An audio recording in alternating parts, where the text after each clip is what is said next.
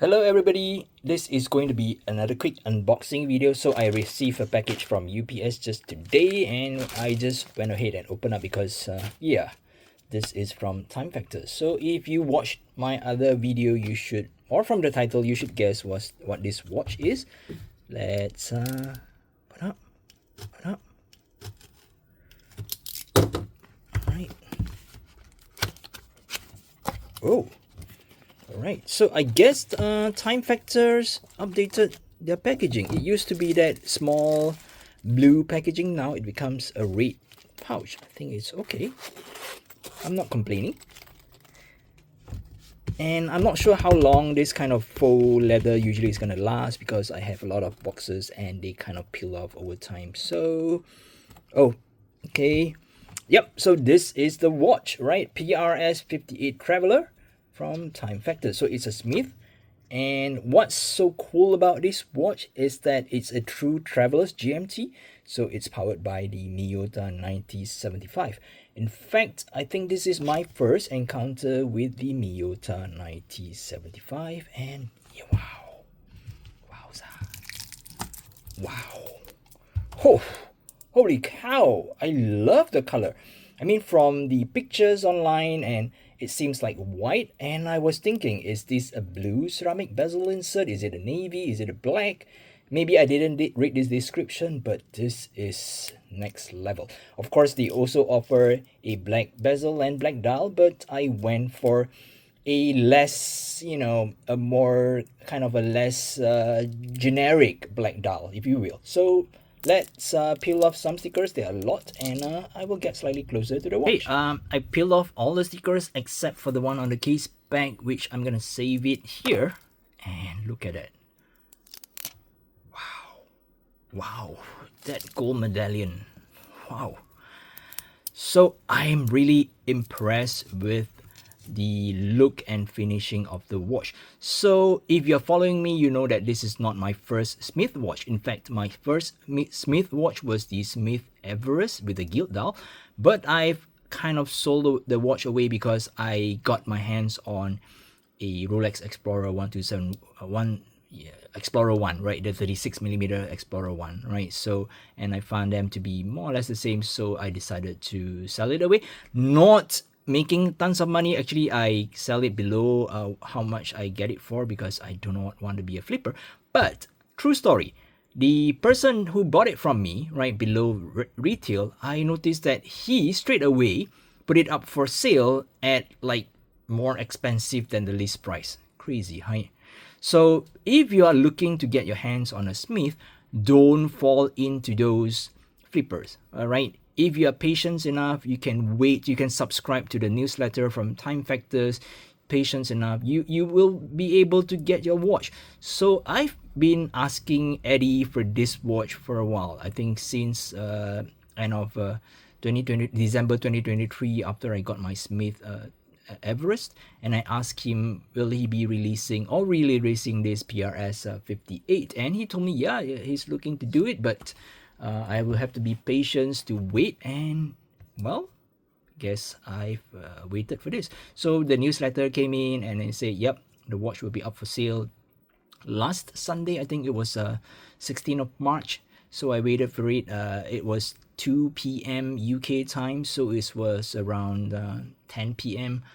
Sunday Malaysian time. So I set an alarm, and once it's 10 p.m., add it to the cart, made full payment, and I'm surprised that I got it so soon. So today is only Wednesday, right? It's only yeah, it's very fast. So let's take a look at what's so great about this Miyota 9057. Of course, this is not going to be a full review, but it's supposed to be a traveler's GMT, meaning that, let's say, let me just adjust the hand to some time. So if I pull out the crown all the way, all right, so I'll be able to adjust the time regularly as with a, say, a normal watch, right? So that you can see that the GMT hands just follow the hour hand.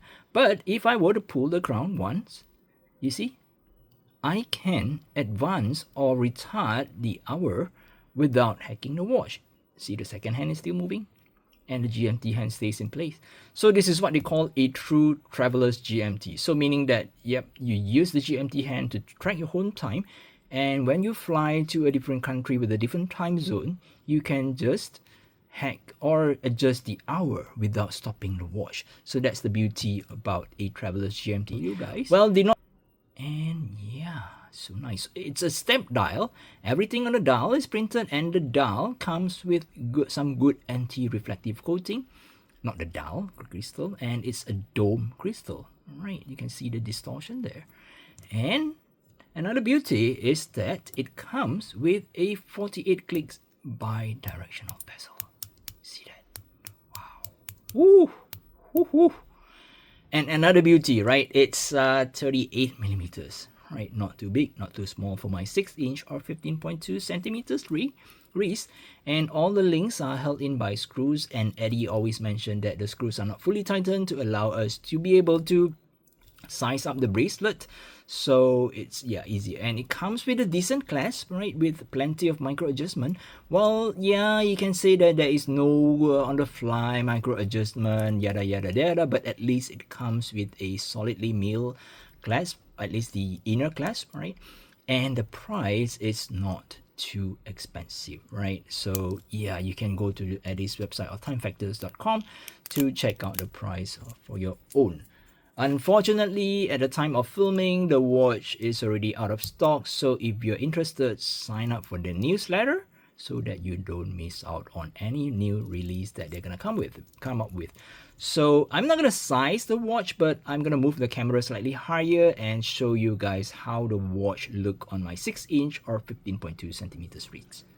Okay, so this is how the watch look on my 6-inch or 15.2 centimeters wrist. Well, I may have shrunken a little because I've fallen ill recently, so just assume that the wrist is about 6-inch take a go. So yeah, you know, but I really like the compact lug-to-lug distance of the watch. As you can see, let me try to contort my wrist.